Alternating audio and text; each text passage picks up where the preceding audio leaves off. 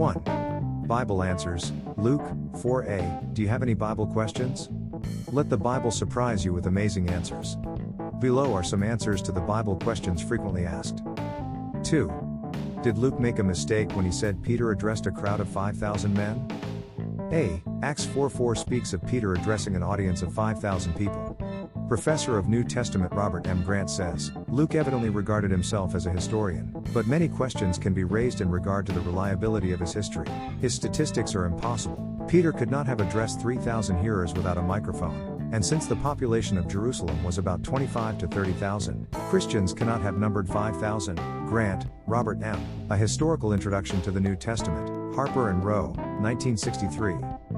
B. Actually, Acts 4:4 does not say that Peter was addressing an audience of 5,000 people.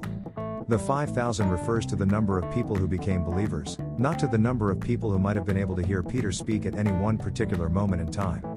And, it is worth noting that Acts 4:1 makes it clear that Peter was not the only speaker.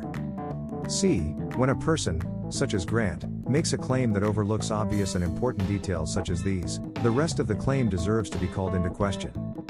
D. Acts 3 provides details on the events that led up to Acts 4:4.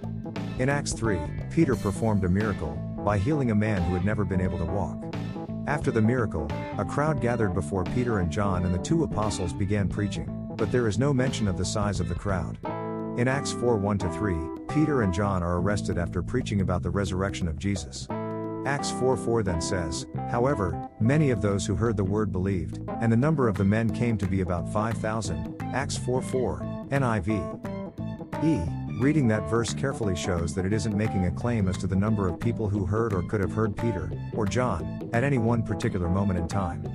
The verse is telling us how many people had become believers. F. As for Grant's estimates about Jerusalem's population, he claims that there were only 25,000 to 30,000 people living in Jerusalem at the time. Even if this were true, why must we conclude that it would be impossible for 5,000 people to be believers in a town with 25,000 to 30,000 residents? G. As for the actual population of Jerusalem during the first century, scholars and commentators offer a variety of opinions that range from thousands to hundreds of thousands.